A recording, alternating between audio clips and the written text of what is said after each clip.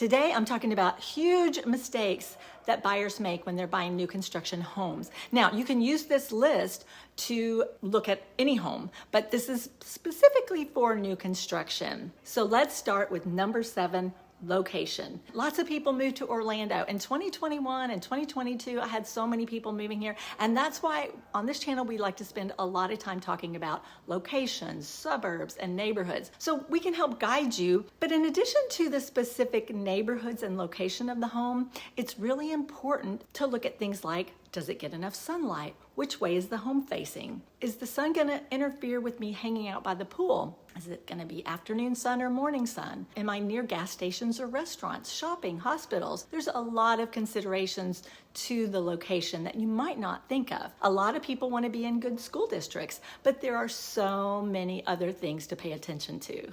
Now, the next thing to think about is your floor plan. If you pick the wrong floor plan, it can be such a bummer. So what we want to look at in a home is the functionality. Where is the kitchen? Does it line up with the family room and the viewing area outside? Does it line up where you're going to be able to enjoy your kitchen, but also enjoy your view and enjoy your family while they're in the living room? These are really important considerations when you're looking at the house. Where's the kitchen? Where's the bathrooms? How many bathrooms? How many bedrooms? What is the layout? Like what are the things that are important to you when you're looking at a floor plan? Does your furniture work for the type of home, or will you have to buy all new furniture to make it work? Can you see yourself living in this home? Stick around, because the last tip that I have for you is a really, really important consideration. Spending too much on upgrades or not spending enough. You can have appraisal issues, which can be a problem. If you spend too much at the design center on a new construction home, there can be issues because the upgrades you may not have comps for in the neighborhood, and your home may not appraise within the value of other homes, and you'll have to bring some cash to the table in order to close. So this can be a problem. Also, if you overdo the upgrades or do something very unique, it may not appeal to future buyers, and when you get ready to sell, that could cause you problems. So make sure you choose really good upgrades. So this is really good to have a realtor by your side when you're going to the design center. Another thing is if you budget too much. So if you go to the design center and you do no upgrades or very little, it can also cause you problems when you try to sell, because if you don't do any upgrades, some other homes in your neighborhood may have some nicer upgrades, and you're sitting there wondering why your home's not selling, but the other homes had some really nice upgrades that you didn't put in. So again, the choices at the design center are really important. Don't go too high, don't go too low.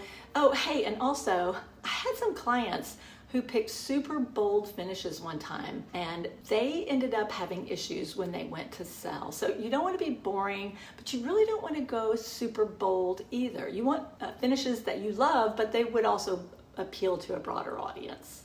By the way, I'm Kathy Williams with Team Williams and Compass, along with my partner Savannah, and we are your Orlando Relocation Experts. So now let's go on to number 4, the wrong kitchen. It's really important to pick the right kitchen for your lifestyle. We spend a ton of time in the kitchen, and this is a great place to do upgrades. I always say the master bath and the kitchen are the best places to put the most money into. This is where you really want to put your emphasis.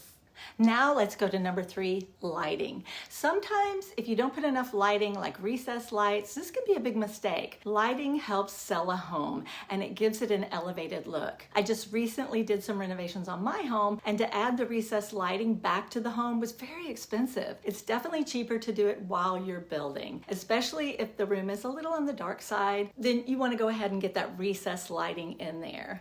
Now we're almost to number 2, so stick with me. So for this one, you might say, well, you're just saying this because you're a realtor. However, I want you to know that the builder rep does not represent you when you go to buy a new construction home. They represent the seller, who is the builder. I highly recommend you get a realtor on your side who has experience with lots of builders. They will hold your hand through the entire process. And because building a home can be one of the hardest things. It's very stressful. It's very exciting, but it comes with a lot of headaches. There are a ton of choices that you have to make during the process, and which lot should I pick, which model makes the most sense for me and my family. And we have worked with a ton of builders, and they're not created equal. Some I've had great experiences with, and some I really would not recommend due to past experiences with them, not completing the job properly. And I've even had one time where they required the buyer to go ahead and move in when things were not completed, to the point where there was even a hole in the ceiling and in the backsplash and some electrical work that still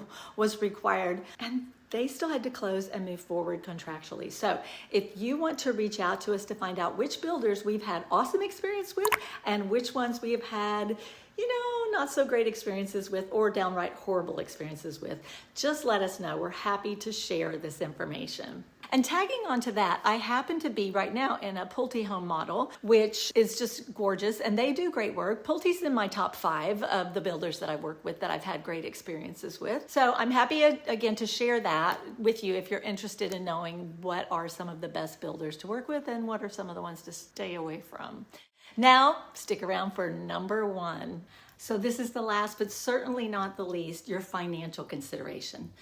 Builders advertise a price for the home, but that's just the starting price. What that means is this is the base price. Then you add the lot, then you add the structural upgrades, the design center upgrades, the HOA, and the taxes. So a home that's advertised for $750,000 could actually be closer to $900,000 by the time you're done, or more, depending on the lot. So choosing your lot, your structural upgrades, the design center upgrades are really important. Some communities have tax bases that are slightly higher than others, and you may have to add in the monthly HOA, and they could possibly have a CDD fee. And the CDD fee is a community development district fee. That's a charge that's typically added to your taxes annually. So you don't know what the interest rate is going to be by the time you're done with construction. And this is a big issue. Right now, we're experiencing rates that are going down, but you can't lock in the rate until about 30 days prior to closing. So your monthly payment is really a moving target. You're going to need a lot of flexibility on your payment. And some people are really just not super comfortable with that. And now you may say, but Kathy, they advertise a low interest rate, sometimes 4.99,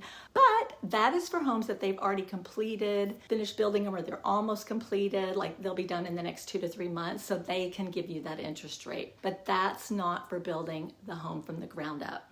So these are my top tips for you for looking to buy a home in 2024 for new construction. Like I said, you can always apply these as well to buying an existing home to a certain extent. Also, don't forget you can download our free relocation guide, which includes definitely information about the area, which is super important when deciding to move to the Orlando area. Thanks for joining me today. I will see you on the next one. Bye-bye now.